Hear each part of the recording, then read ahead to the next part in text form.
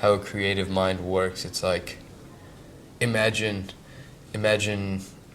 your browser, your web browser has like 5,000 tabs open at the same time. That's exactly what's happening in here. It's like you're constantly switching between things, but you know you have to get back to something at some point, and it's a little intense, but I wouldn't want it to be any other way.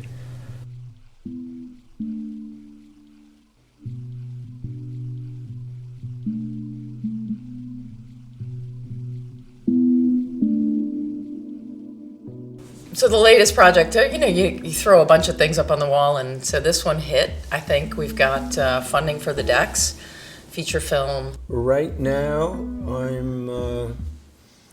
I feel that I'm in between things because I had 2 shows and I want to go in a different direction. I'd like to think that in Paris right now I'm gaining experience as an artist, whatever the fuck that means. I said, screw it, I'm gonna go to art school, and I transferred to SVA for a semester. I started experimenting with film actually completely by accident.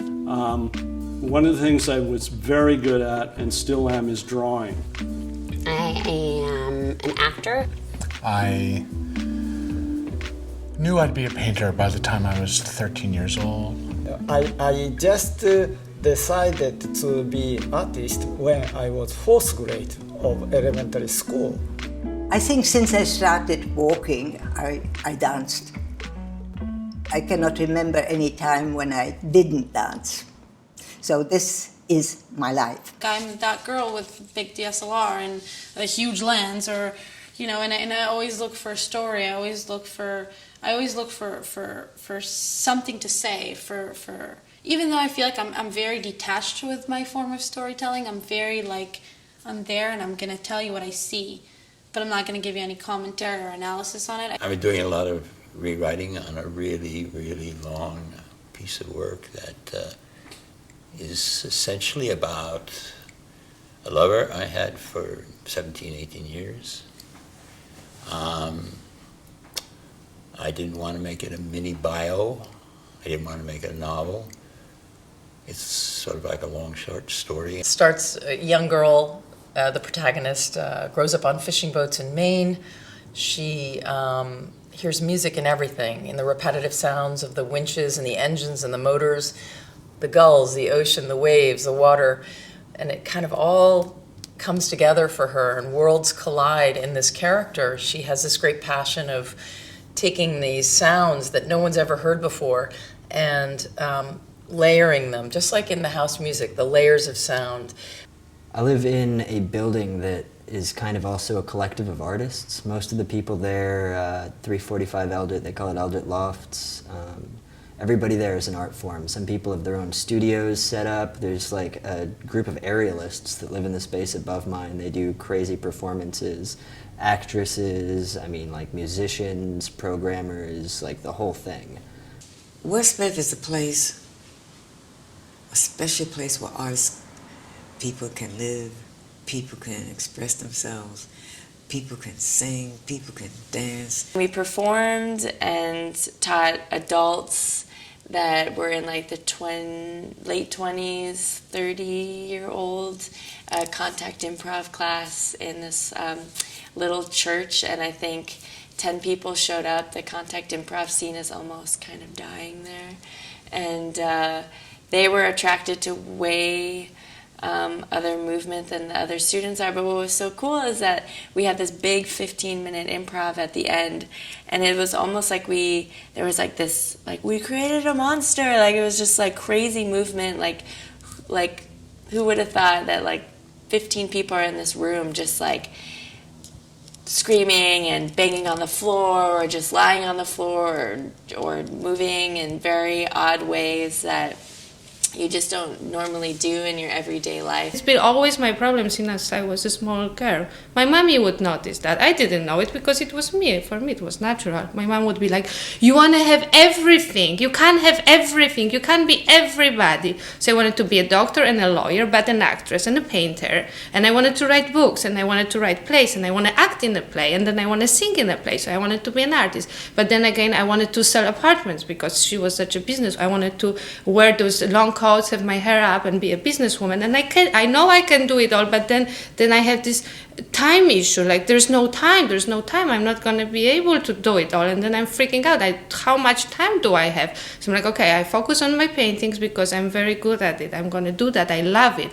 Painting is, as you know, a kind of nebulous project. It's one that I have a great deal of faith in, but it's hard to measure how we're benefiting the world. You know, it's not that I don't have faith in it. I have so much faith in that kind of silent alchemy that happens. Even when you sell a painting, you really don't know what a person is seeing. So it's hard to measure. I study really seriously artworks. Then I saw a pop artist and pop art in Japan from the art magazines. I got really influenced, and I shocked about Andy Warhol or Jasper Jones artworks. So just I really wanted to be group show with my paintings next of Andy Warhol or Jasper Jones. What I'd really like to do is illustration. I'd like to work on album covers, and I'd really like to work on images for people, maybe brand marketing. However, I'm not really getting skills in terms of like Photoshop and Adobe Suite, the things that actually make somebody an illustrator. I think the computer is interesting because it's obviously taken over the industry entirely. The only thing I feel really bad about is because now people comp by just finding, you know, photographic imagery or Illustrator imagery that's already existing and manipulate it. Is what term I use is beat the shit out of it in Photoshop. It's interesting. It's kind of like I don't know, it feels kind of like a resurgence of the age of the artisan. When everything becomes mass-produced, things like art just become a lot more high demand. Something that's actually made with intention, you know, something that you create with your hands as opposed to something made on a conveyor belt. What's interesting when I think about my past is I ended up, you know, in advertising design because at some point as you're going through high school and toward college, you know, all the pressures on what do you want to do with your life. And I had absolutely no idea what I wanted to do with my life. So I had a lot of friends and family in particular were saying, you know, you draw really well, why don't you think about art? Why don't you get into art school? So I went through all of that, you know, did the exams and did get accepted into art school. And can't really know if that would say that it changed my life, but it gave me a path and a direction. I still wasn't sure that that's what I wanted to be or what I wanted to do with my life. But the more I hung with different people and other artists and had a lot of dialogue about art and got more and more and more involved in it, I realized that maybe this was something that I could do with the rest of my life. Let me nod to the marriage of true minds admit impediments.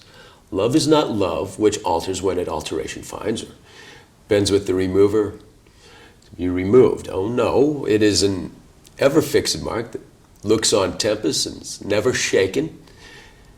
It's the star to every wandering bark, whose worth's unknown, but his height's been taken. Love's not time's full, the rosy lips and cheeks within his bending sickle compass comes. And love alters not with his brief hours and weeks, but bears it out even to the edge of doom. And if this be error and upon me proved, I never writ, nor no man ever loved. With Shakespeare stuff, I do that every once in a while, just to kind of sharpen up my mind. Haven't done it for probably a year, and I guess I'm a little dull. I don't know how the delivery was on that. work on that. Just gotta keep on working on it, working on it. I should try to come up, memorize some other sonnets.